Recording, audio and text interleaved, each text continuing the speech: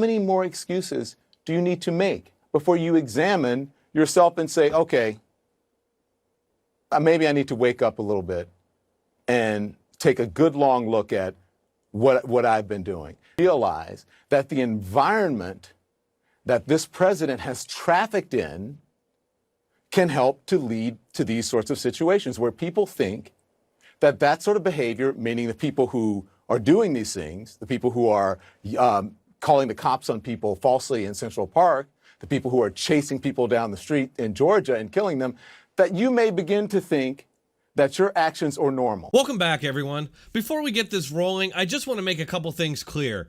First of all, I'm not attacking black people. I don't hate any group of people based on skin color. It's not my style, it never has been. My only goal here is to debunk hysteria and outright lies coming from the media. So they're really gonna try and blame Trump for the actions of one cop, as if none of this ever happened before until Trump came around, even though it happened multiple times during the Barack Obama administration. When these things happened during the Obama administration, the media incited violence and racial tensions to the point that police officers were actually being ambushed and murdered. Now they're trying to do it again with this latest example of a police officer killing an unarmed person. You'll notice that I didn't say black man because this actually happens to people regardless of skin color, but without any of the fanfare or news coverage. Any reason you think you're gonna fall, you better fall on your face. Your hands go back and crawl towards me. Sir, don't go. Because reporting on those killings might provide a little context and show that this issue isn't 100% about race. I've always found this funny because what they're actually doing is dividing and diluting any actual resistance to this law enforcement corruption. Who knows, maybe that's the whole point. Now, I do apologize for this interruption. We'll get right back to the video, but I gotta take this quick capitalism break to thank this episode's sponsor, BioTrust Ageless Multi-Collagen. Let me show you all one of the things that's helping me to look better and feel great. In the year 2020, it's important to keep your body healthy all the time. Collagen may be the closest thing that we ever get to a real fountain of youth, and many health experts now agree consuming collagen is as crucial as it gets to renewing and revitalizing how you look and feel. After all, collagen is the most abundant protein in your body and is essentially the glue that holds you together. In fact, after age 20, people produce about 12% less collagen in their skin each decade. For some, the decline is even greater. In short, this year-by-year escalating loss of collagen is a key reason people look old, and explains why skin sags and wrinkles, hair gets thinner, nails lose their strength, joints become stiff, and in general, our bodies just seem to turn on us over time. So visit my page at www.healthwithdronetech.com and secure your supply of the best collagen on the market. In any case, Don Lemon isn't letting a crisis go to waste, grouping up 3 totally unrelated incidents while failing to mention any examples of black on white violence, because I guess that just doesn't matter. That's really strange too, because there's actually quite a bit more black on white murders than the other way around. Quite an accomplishment considering we're talking mostly about black men, who are about 6% of the country. But we all know how CNN and Don Lemon feel about black on white racial violence. A white teenager with special needs tied up and beaten as a group of young African Americans shouting anti-white slurs and calling out Donald Trump.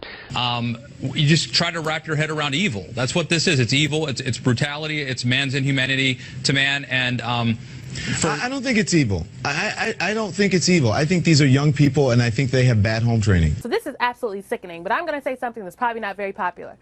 We cannot callously go about classifying things as a hate crime. The picture Lemon is trying to paint here is that America is deeply racist and dangerous for black people, and this is largely due to Trump. How? Why? Notice he doesn't provide any examples for either of these questions, he just insists that it is. What has Trump done that has targeted black people or any other racial group? I'm sure lefties would point to completely made up controversies like the good people on both sides misquote, and the media media lie that he called immigrants animals when he was in fact talking about MS-13 gang members. Other than that, black unemployment has been lower than it's ever been, of course, before the lockdowns. I ask again, what has Trump done to these minority communities that's supposedly so evil and racist? That's the meme that's going around right now with the cops, with the black kid on the ground saying hello to the white guy in camo with the AK-47 and the mask who was protesting in Michigan.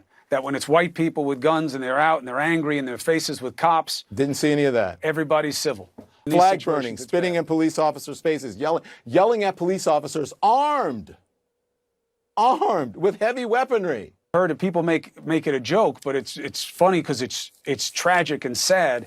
If black people said, let's all go out and get guns and start to protest, that would be the fastest change of gun law culture in this country. Yeah. Wrong. Yeah, the meme is out there and it's stupid because it completely ignores all the examples of armed black people protesting and having absolutely no problems. The new Black Panther Party, Black Lives Matter, and other leftist groups regularly protest with their heavy arms, but without any of the media outrage or hand-wringing. Others at CNN have been stoking the flames, like April Ryan, tweeting out that black families need to have the talk with their kids about how dangerous the world is thanks to white people. This, of course, ignores the reality that far more white people are murdered by black people than the other way around.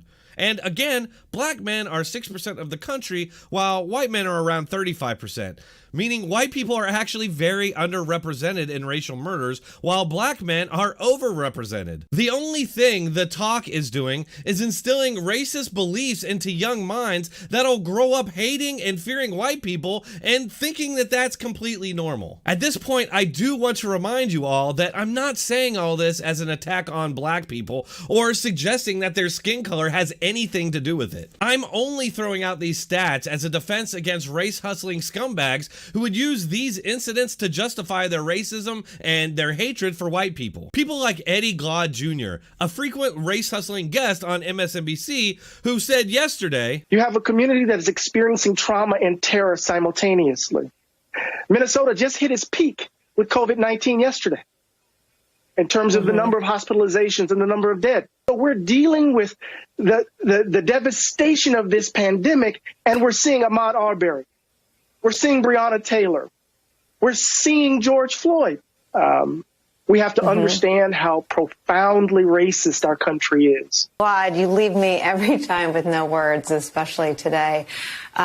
Let's just vow to keep having this conversation every day. Wow, first let me say that this is no conversation. This is two ideological allies with no differing points of view spouting a bunch of rhetoric and claims with nothing to back it up. If it was a conversation, you might have somebody else with a different perspective offering different information and data. Second, he's attributing a worldwide virus outbreak that started in China to white people launching some sort of a racist attack on black Americans. This is completely insane, and it will only lead to divisions that will never heal in our lifetimes. This guy throws out 3 arguable examples of white on black violence, claiming that all black people are being terrorized somehow, while in reality, more whites are dying at the hands of black people than the other way around. But they never talk about those incidents. Why? Well, because they don't want any negative blowback on the black community. Which begs the question, does that mean they do want negative backlash on white communities? And it's also worth pointing out that the police kill way more white people than they do black people. And many of those white people are unarmed,